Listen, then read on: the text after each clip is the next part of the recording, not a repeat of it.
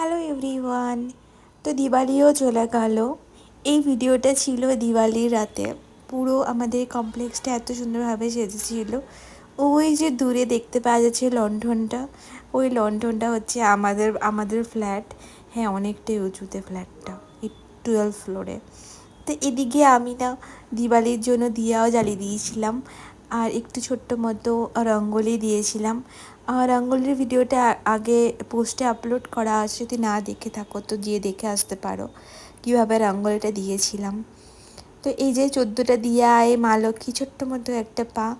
কিন্তু সন্ধে হওয়ার পর আমাদের কমপ্লেক্সটা এত সুন্দর দেখতে লাগছিল, মানে সত্যি সবাই নিজের ঘরে দিয়া জ্বালিয়েছিল, লাইটস জ্বালিয়েছিল, মানে সবাই আলোতে আলোকিত হয়ে গেছিলো, তাই জন্যই তো একে দিওয়ালি বলা হয়। তো দিওয়ালিতে এখানে বেসিক্যালি কালী পুজো হয় না, দিওয়ালি সেলিব্রেশন হয়, লক্ষ্মী পুজো হয়, গোবর্ধন পুজো হয়। তো এখানে এরাই সেগুলোই করছিল। আর দিওয়ালিতে প্রচুর ফায়ার ওয়ার্কস হয়, মানে প্রচুর ফটকা ফোটে। তো আমি ভাই ফটকা ফোটাতে যাইনি, আমার খুব ভয় লাগে, খুবই ভয় লাগে।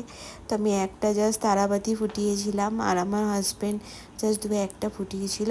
তো এটা আমাদের রিফিউজি এরিয়া, মানে এখানে এই এরিয়াটাকে রিফিউজি এরিয়া এই জন্য বলা হয় যে যেহেতু আমরা 12 ফ্লোরে থাকি, এটা 8 ফ্লোরে। তো আগুন লেগে গেলে এই ফ্লোরটা থেকে আমাদেরকে সবাই এভিকিউট করবে। তারপর একটু ফটোশ্যুট করেছিলাম, আমার বরই করে দিয়েছিল। এটা হচ্ছে আমাদের লন, যেখানে আমি একটা সুন্দর দেখে শাড়ি পরেছিলাম। তারপর এই লাইটটা নিয়ে একটু খেলাখেলি করেছিলাম।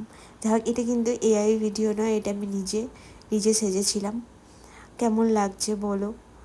চলো আজকের ভিডিওটা এখানেই শেষ করছি, আবার দেখাবে অন্য একটা ভিডিওতে। Till then tata.